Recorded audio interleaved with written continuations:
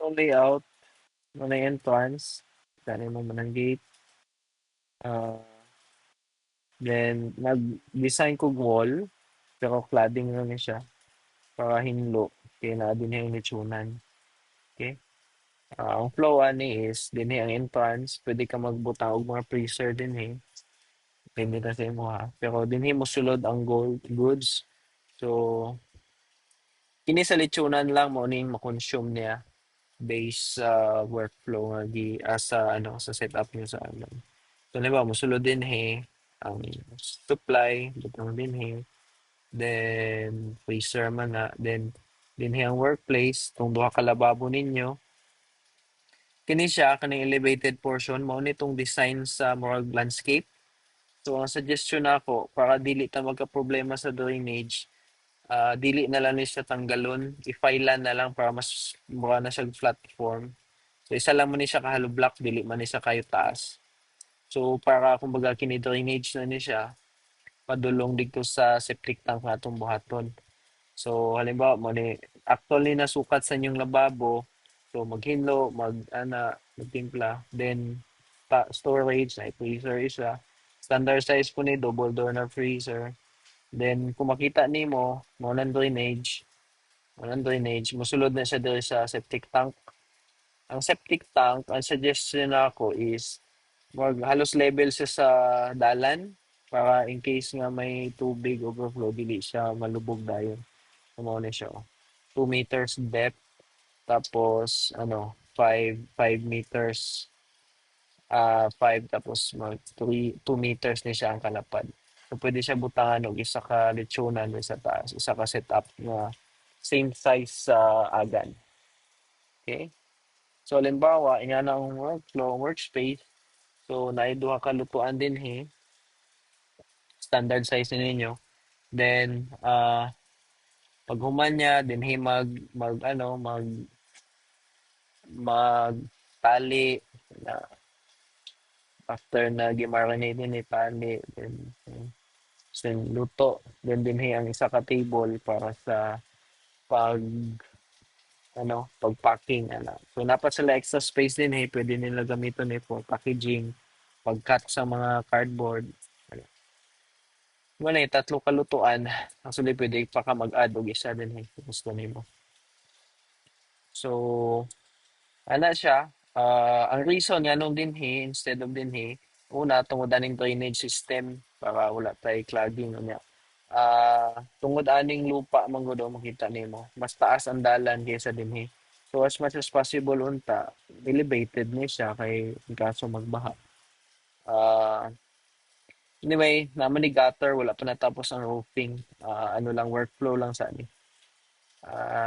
Then pagkatapos nila magluto, pwede na siya din balot, then dire ang discharge sa ano. So kung halimbawa din mo ibutang imong kitchen which is really po pamanik kayo tong sa agan. Kini nga space, ang space ni is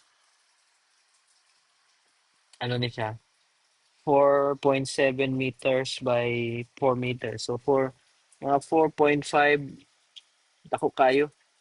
Mga dako pa sa kitchen nimo kung igo nimo sumahon kini. Yeah.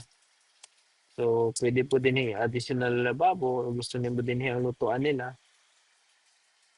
Then, kini siya, initially, gasto mo kaya kung isemento nimo ni.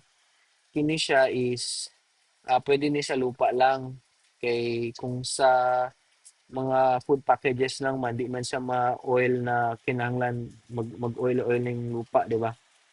Ang problema nimo kini. So, ang suggestion yun ay the best, simentohon yun mo ni sa pero at least kini lang na part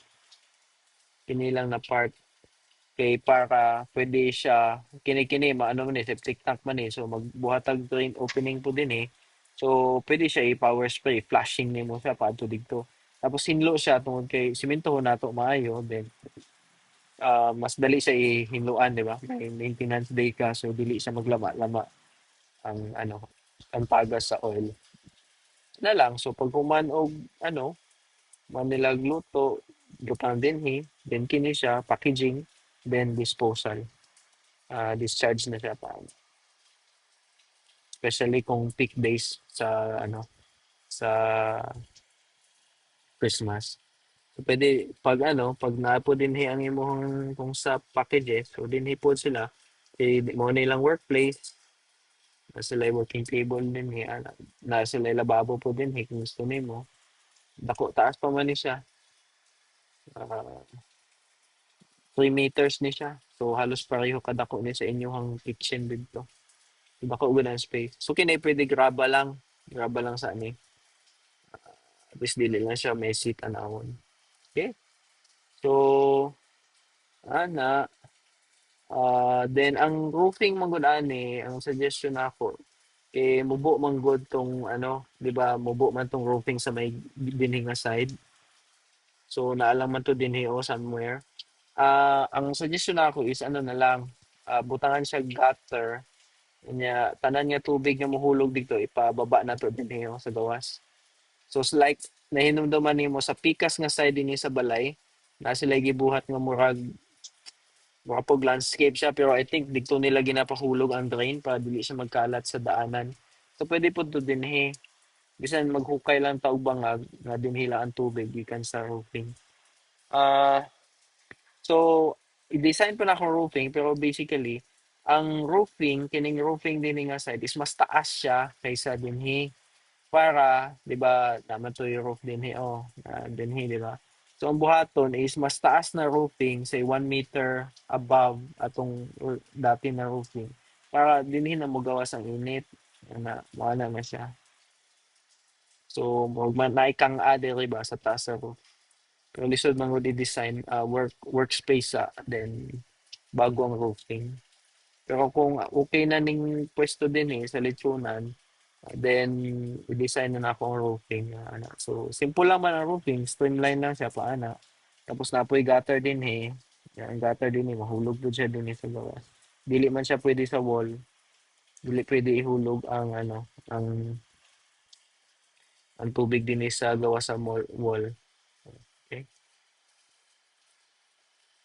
Wala man na din nga na ang actual nga itsura ani. So nakay drainage niya, ano siya. Yeah? Ano na itsura ani. Tapos ang wall siya gapaana na siya slanting. Nga natay gutter din moadto tanan ni tubig din hipod sa gawas sa front side. Okay, so mo na siya basic workflow. Let me know kung na may suggestion. Need abot siya kung need pa ba i-layout katong ah, sa kitchen, pero enough space naman siguro ni para sa inyo ha.